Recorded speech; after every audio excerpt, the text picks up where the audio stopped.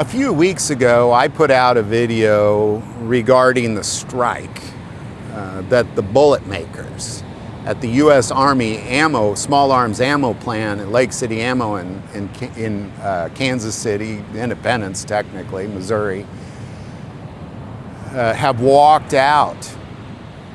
And I said months ago, be careful, because we have this great feeling that there's plenty of ammo. We look at the shelves, there's plenty, but what we're seeing when an ammo shortage is coming, what you see is kinks in the chain of the production of ammo.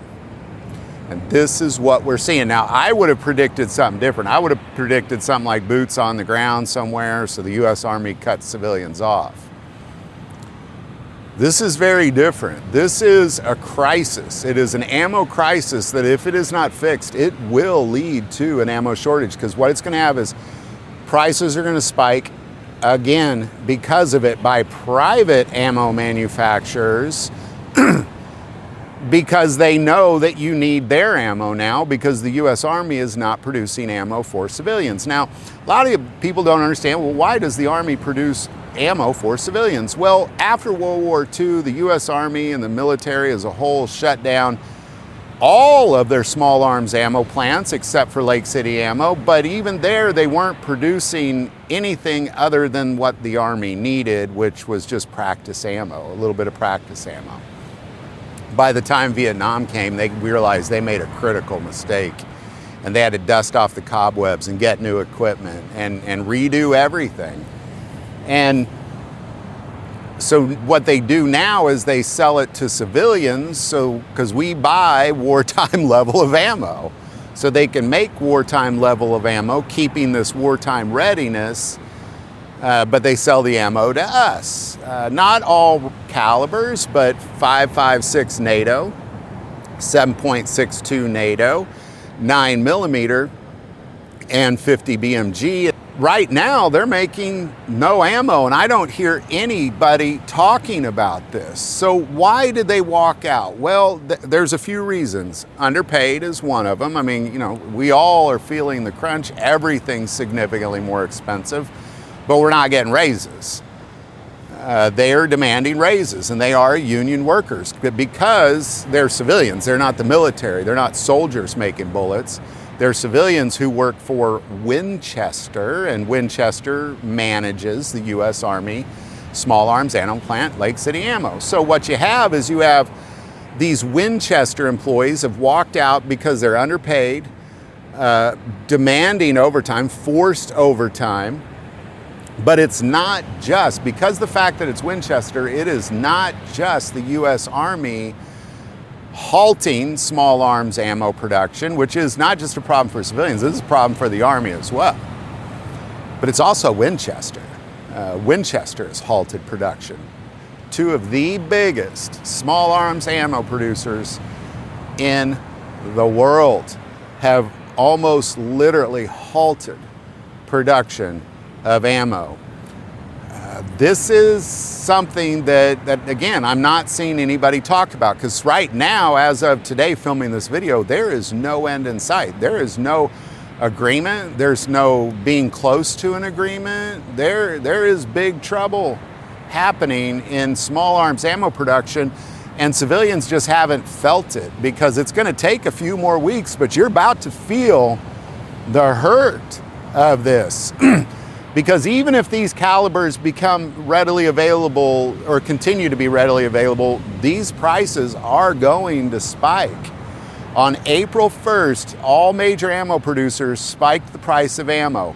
It's coming again. It is absolutely coming again because of what is taking place at Lake City Ammo Plant. So what can we do about it? Well, what you should do is you should stock up. If you are wise, you have already stocked up, because I believe that most people, when they look at an ammo shortage, they say, well, there's plenty of ammo on the shelf. I got nothing to worry about. But it happens overnight, as you saw in 2020. It happens almost immediately. Because what happens is suddenly there's a rush on ammo for some reason. Civil unrest, whatever the case may be, there's a sudden rush on ammo, and it's all over. It's all over. There's a rush on guns, and there's a rush on ammo as well. And then it is all over. And then now you're paying sky. Because I remember in 2020 seeing a box of 9mm for the first time in a while.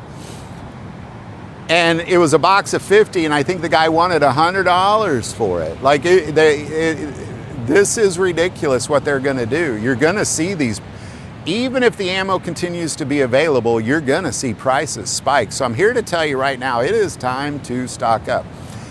It's not necessarily that you stockpile, but make sure you have enough ammo to get you through the rest of this year.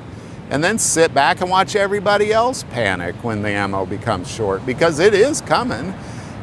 Best case scenario, prices are spiking. Worst case scenario, prices are spiking and there's no ammo available. We have to wake up to this crisis. It is here, it is upon us, and the sooner you can be ready for this, the better. So I recommend go out, stock up, buy bulk. Is always the best way to do it. It's the most efficient way to do it. It's usually the cheapest. The more you buy, the cheaper it is typically.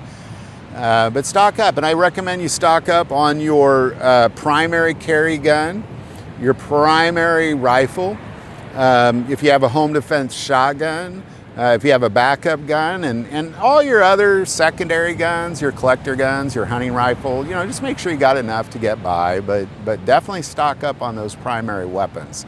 It is time. So any thoughts or insights you might have on this, definitely put it below.